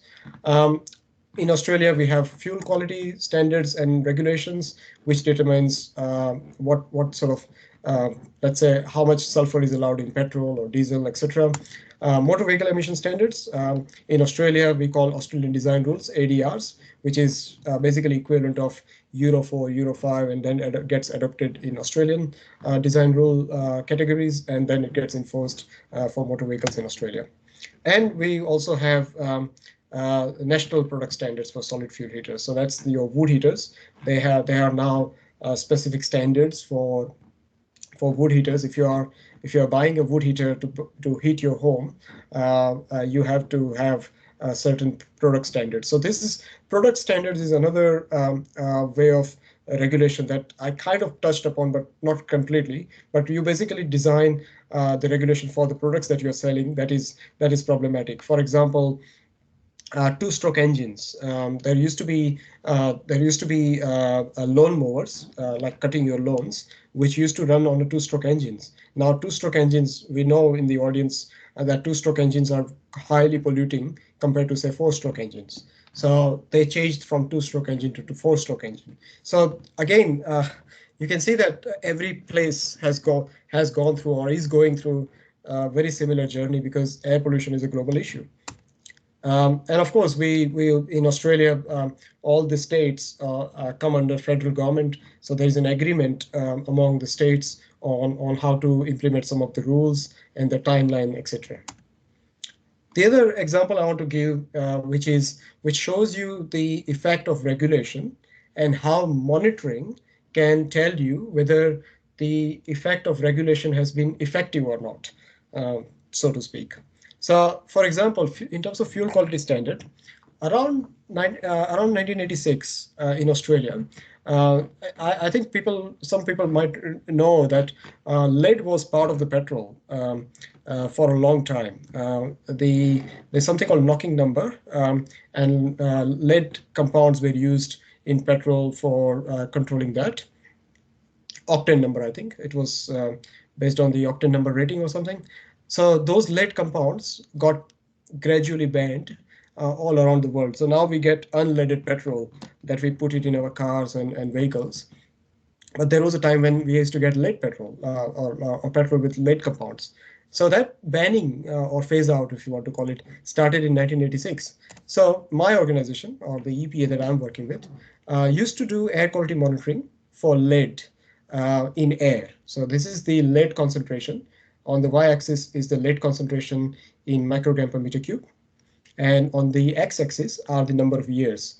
Say, for example, it started in 1981, or probably it started before that, but this graph is starting from 1981. This black line at 0.5 is the national standard. And you can see when the lead was present in the petrol, you can see the readings that were coming from those monitoring. It used to be very high numbers. Now, if your national standard is 0.5, you are 6 or 7 times higher at this end from national standard, to the point where after the phasing out of lead from petrol, it dropped so much that we almost stopped. And in fact, we have now stopped. We have stopped doing monitoring of lead, because we know that lead from petrol is gone. And we have also confirmed for a number of years that in environment, it has dropped right back to a very low level that it does not even require now monitoring.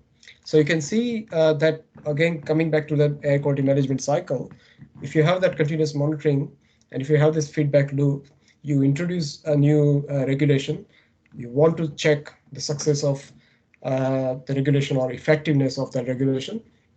If you have this kind of monitoring program, a long-term monitoring program, you can talk to people in that. So if you have a air quality measurement going back to last 10 years, you can see, for example, in your city, in your capital city, you can see how is it going up or is it going down?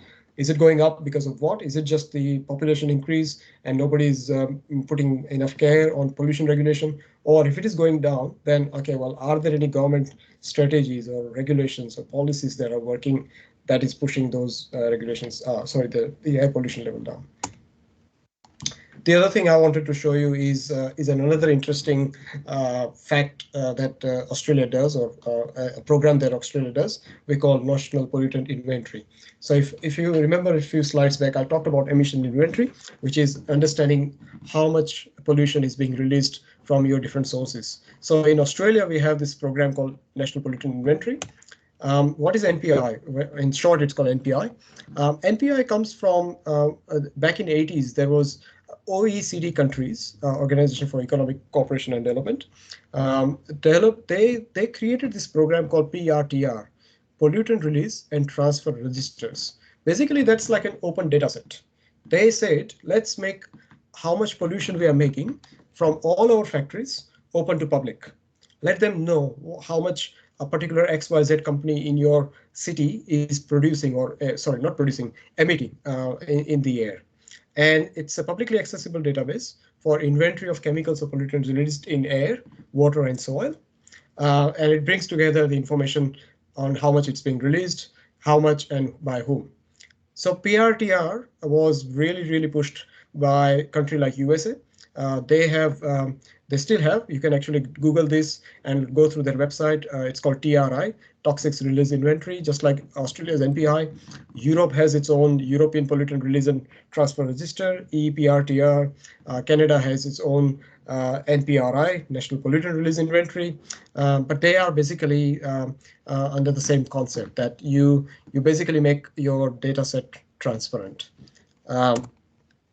In Australia, NPI provides the community, industry, and government with the freedom of information about substance emissions in Australia. In Australia, we estimate 93 toxic substances. So that includes all the air quality standards, pollutants, and more. And of course, the NPI does not include, there's another similar program for greenhouse gases in Australia, which is the NGER Act, where we release the greenhouse gas emissions data. And you know, in the recent meeting in Glasgow, for example, COP26 and all that, how much countries are benefiting from that kind of data, where they are literally tracking greenhouse gases from their 90s, what are the current levels, what should be the level in 2030, what should be the level in 2050. Everybody is now committing to net zero targets, etc. Because the reason is that underlying there is this data set exists. So releasing, so just imagine, just like greenhouse gas inventory, you have the data on greenhouse gas emissions. If you had an emission data for all the sources, all the other substances, whether it's going in solid, whether it's going in river, or whether it's going in air. So how is Australia using this? Well, number of ways. This is just amazing how much, once you have the data with you, how much and what you can do. So Environment Protection Authority, for example, the agency where I work, we have a system called load-based licensing, which means that companies are liable to pay fees on their emission load.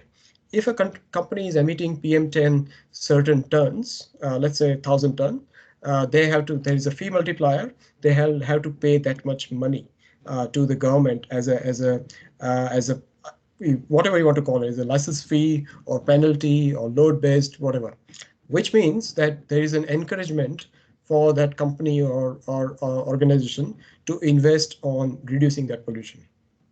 It works for a very big company. Of course, there's a limit to how much it can really do the difference, or it just becomes like another tax or fee. I understand that, but it still is a market driver. If you think about from an economics point of view, it still provides some incentive intensive program to sort of incentive for people to invest on pollution control technologies. State of the environment reporting. So you can track how much pollution is being released over the years, past 5 years, 10 years. And of course, it also helps to benchmark between facilities. It can be used for marine park design and monitoring. So marine park is the water discharges. So how much we're getting discharged in the coastal environment. Compliance planning, research, reporting obligations, international reporting obligations like OECD countries have. It's very useful in the media. People talk about this pollution levels from factories when they get released, and it's an open data set. Government can access, community can access, and community groups can access as well. So it's a fantastic tool. All right. The other case study, probably this is the last case study, is I'm going to briefly show you how industry regulation practically applies in Adelaide by the local EPA or local pollution control board, if you want to call it, in a cement production facility, and how air pollution management happens locally here. So in Adelaide, so before I go, I would like to just quickly show you what do we do in South Australia or in this part of the world. We basically use the risk assessment process, and this is what we call risk-based regulation. We apply a risk assessment process, and based on the risk of that assessment process, we understand and we apply a local specific regulations. So what we do here in Australia is we then develop a specific license condition based on the risk of that particular company or factory that is posing on the environment. So what are the type of things that we consider? We look at separation distance. So where is the factory located and how far it is from the local community? We look at the ground level concentration limits. So that's your air pollution standards. We also look at other aspects, which is nuisance. So that is your dust, not dust as a pollution, but just like dust, visible dust that is annoying, that can land on in your house or in your backyard. Complaints, the community outrage or complaints. There are lots of places in Australia there that the local community is complaining about the industry and their emissions. So that takes into account health issues. If there are any specific health issues that are known around the industry, that is taken into account, and other environmental factors. So, for example, if there is a pollutant, if there is a pollution chance of pollution having air pollution having chance on other type of damages. In between, there's an egg here. I'm not going to touch upon that. What we get out of this process is we then tailor the license or approval, if you want to call it, or permit, a licensing permit. In US they call permit. We basically design the permit for that plant by giving them a specific stack emission limit that is applicable to that particular industry, not just the broad category, but that particular industry alone. What pollution controls they need to have based on that.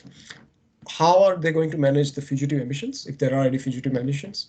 If there are dust management, so for example, a large cement factory will have lots of material stockpiles around the plant, and they have a potential of generating dust. So how they are going to manage the dust around that using the monitoring. So for example, if you have air quality monitors around the plant, you can look at on a given day if there is a wind blowing and dust creating, and if the monitor picks up the dust, that's not good, because that means you are not managing your dust on your stockpiles. You need to cover the stockpile, or you need to apply some wind brakes or something that restricts that dust to go offsite. And of course, community engagement, as the question was asked, how the community gets engaged. Well, the community plays a significant role. The EPA or the local regulator will tell the company that you have to have a community engagement program, which is you have to have a local education program for the local community, for them to know what you are doing, how you're managing the emissions. And of course, the fundamental, how you do that risk assessment, is what I have covered in my presentation, which is your dispersion modeling, stack testing, ambient monitoring. Of course, distance to receptor is easy. Economic factors, again, the economics comes into play. Community input and response. We will sometimes, when the license is up for renewal, we'll go out and actually consult the community. We will tell community, okay, what are your thoughts about? And this is becoming very common. We call this just like you have technical license from EPA. This is kind of like what they call social license to operate. You need to have that social license from the community to operate a plant. And of course, we also look at impacts on other media. What are the other issues? Noise, water quality, noise pollution, water pollution, soil pollution, etc. So Adelaide Brighton Cement, that's the name of the company. It's located in the northern part of Adelaide. It's a 1.3 million tons per annum cement manufacturing operation. Portland Cement, key site activities which contribute to air emissions are they have 2 stall stacks, big chimneys, slag drying plant, cement mills. There are lots of transfer points where one material from one point to goes to another point. And of course, there are internal roads and stockpiles. And you can see the picture here, those large sheds, you can see they are their stockpile shed. This used to be in open some years ago, 10 or 15 years ago. So you can see how air quality regulations actually make company invest on pollution control technologies. And of course, there are lots of material handling. There's a stockpile that's located here. So how you do it? Well, so you have this tech testing, for example. You have developed the emission inventory for that particular industry. You have understood what the emissions are. You will have the good understanding of the local meteorology, so that's your local weather pattern. You use the software package for looking at what is the prediction. So what you're seeing on the map here, or the picture here, is the map of the geographic location. The blue area here is the cement plant, or the area of the plant. The contour maps that you see are the predicted concentration of PM10 from that facility. The red line is the compliance line. So for example, that's your license limit. You are not supposed to. So outside of factory, if this red line is inside the factory, it's not a problem. This line should not go outside the factory. It goes slightly outside the factory. So that means there's a marginal compliance issue, but not a huge compliance issue. However, all these factors and all the information that I said becomes a part of that local license condition. So what, for example, for this facility, their license will have a requirement to develop stack management plan, monitoring and reporting. So for example, they will have to have 2 or 3 stack tests done in a year and produce the report and provide that to the local regulator, which is EPA. They will have what we call environmental improvement program, which is like a continuous improvement cycle, which is like, how are you going to keep your dust management ongoing in a way that the local community is aware and they are happy with. And they are also required to do what we call ground level monitoring. So that's your ambient air quality monitoring and the dust management plan. So that together, all these 3 together, works in a loop in that big air quality management cycle, as I was talking about, which over the years drives the continuous improvement for the emissions from the plant. So that sort of finishes my presentation. So the key messages from my entire session I want to give is air pollution is a global issue. It applies to every country, every city, no matter where we are. It's a significant risk factor in terms of burden of disease. Air pollution control technologies are important because that's what we have as an engineer, as a tool to control pollution being released. Air quality management requires a multidisciplinary approach. As you can see, air quality monitoring, air quality modeling, understanding economics, emissions inventory, so many disciplines that come. And as we also see, depending on those disciplines, you have different professional skills required in managing those issues in air pollution management. In terms of environmental regulations, for air pollution, they come in variety of forms and shapes. They are air quality or air pollutant standards, stack concentration limits, design standard for if you are talking about motor vehicles or equipment, like I was talking about wood heaters or something else. Lawn mowers I was talking about, 2-stroke versus 4-stroke engine. You have those standards. Fuel quality standards. So that's like when you're burning something, what's in that fuel or any other type of guideline, SOPs or local license conditions. And while this is, again, looping back to my first slide, while this whole session is about waste technology, I think important key message from probably this session is that any waste management approach or waste technology you consider it needs to be considered holistically, and air pollution impacts are part of that as well, because they do impact the environment. So be mindful of any waste management technology or waste management approach, how you are ensuring that the air pollution impacts are also being considered. So with that, I would like to conclude my session. My contact details are here, and I keep this slide for the rest of the quick Q&A session. My phone number is also there, my emails are there, my work email and my personal emails are also there. And I'm happy to now take any questions from audience.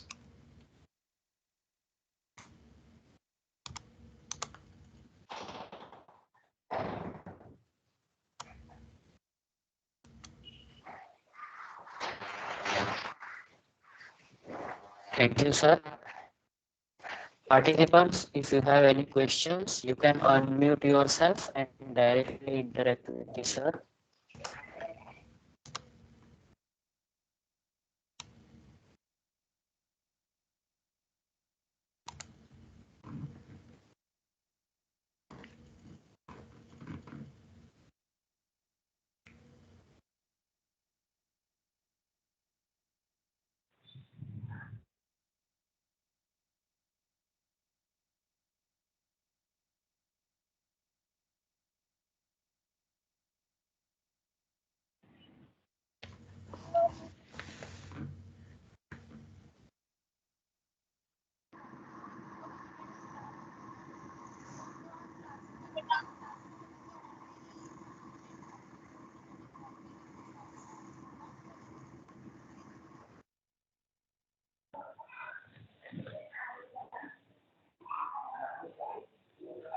I think, sir, there are no questions.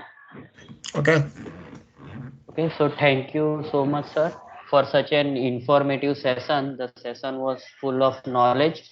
You have very well and nicely explained about the waste management hierarchy, air emission sources, relative size of particle and their effect on the body, air quality management cycle, sources of the air pollution, sensors, low cost sensors, and stack testing, air quality modeling, and you have also briefly explained about the case studies and many more. Thank you so much, sir. The session was very much full of informative, and we have really enjoyed the session. And once again, say thank you for accepting our invitation and sparing time with us. Thank you so much, sir. No, and I say thank you to all of you, you organizers, specifically Vaghela sir and Lena madam. Thank you so much. I really appreciate the opportunity, and I really enjoyed interacting with the audience here. And like I said, my contact details are up there. I'm happy to interact more if anyone is interested. Okay, sir. Thank you. No problem. Thank you, Vaghela sir. Thank you. Thank you. Thank you. So we can end the session now.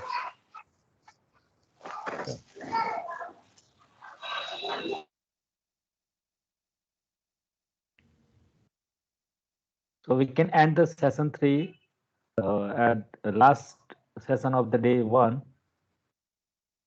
Thank you, everyone. Thank you, sir. Thank you, sir.